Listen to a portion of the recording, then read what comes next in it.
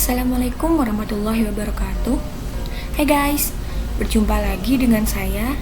Kali ini saya akan menjelaskan tentang normalisasi. Oke, kita lanjut ya.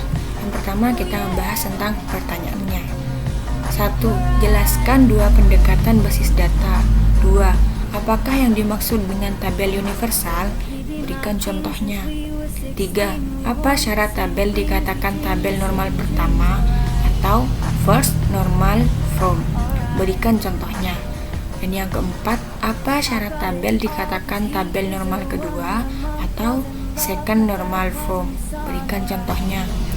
Dan yang terakhir, apa syarat tabel dikatakan tabel normal ketiga atau BCNF? Berikan contohnya. Oke, kita langsung bahas pada normalisasi. Normalisasi adalah proses pengelompokan atribut data yang membentuk entitas sederhana, non-redundan, fleksibel, dan mudah beradaptasi sehingga dapat dipastikan bahwa database yang dibuat itu berkualitas baik. Kita lanjut pada jawaban yang pertama. Kan waktu yang tadi soalnya ada dua pendekatan basis data. Nah, di sini ada objek. Pendekatan berbasis objek yang direlasikan oleh sebuah relasi dan harus diterjemahkan ke dalam bentuk tabel. Nah, contoh dari objek ini adalah berbentuk IRD seperti ini. Nah, ini contoh dari objek. Dan kemudian di sini ada record. Record adalah pendekatan berbasis tabel record atau tabel. Nah, contoh record sendiri adalah seperti ini, yang berbentuk tabel. Oke, selanjutnya kita akan bahas tabel universal. Tabel universal adalah tabel yang tidak normal, bisa juga disebut dengan tabel apa adanya. Karena pada tabel satu ini nih satu kolom bernilai lebih dari satu atau sering disebut dengan multi value.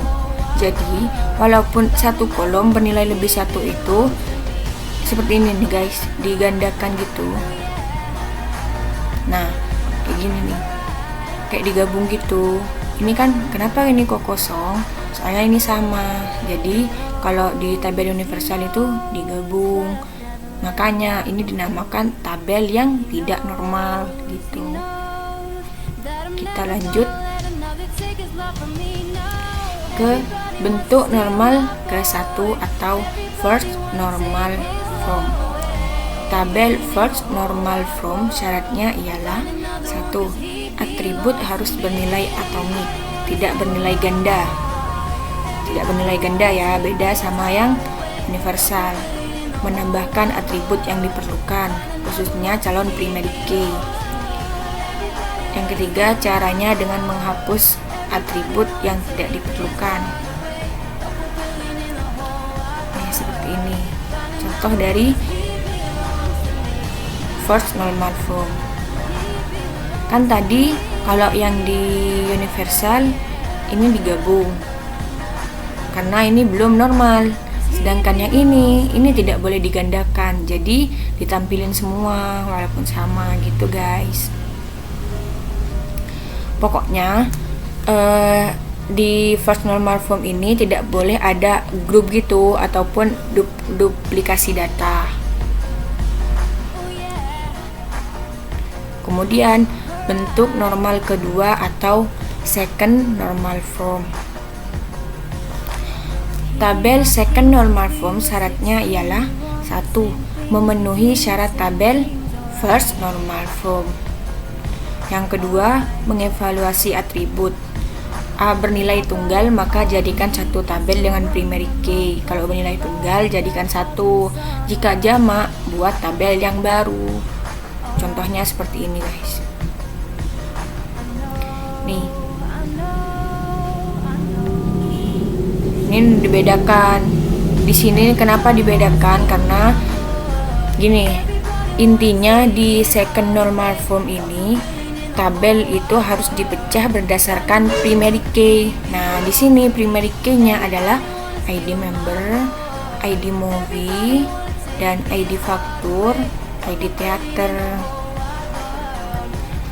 Nah, kan karena sudah dipisah sehingga bentuk tabel yang tadi itu yang seperti ini, nah menjadi seperti ini karena ngikutin primary key-nya gitu.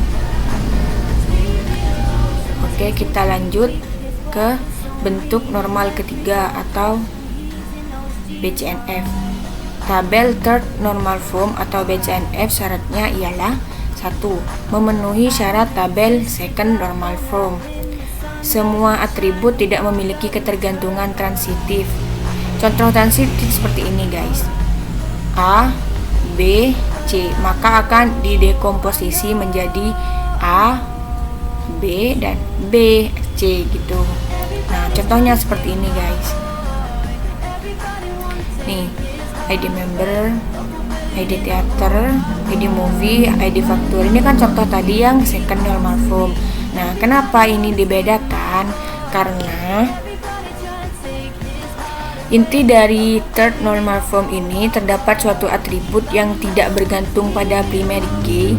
Ini kan tidak bergantung pada primary key kan.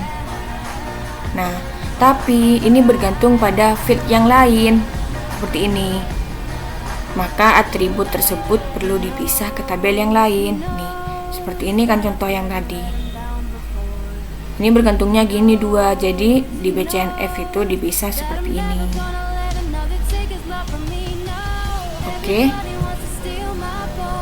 Sekian video dari saya, semoga bermanfaat bagi kita semua. Terima kasih yang sudah menonton. Sampai jumpa lagi di tugas selanjutnya. Assalamualaikum warahmatullahi wabarakatuh.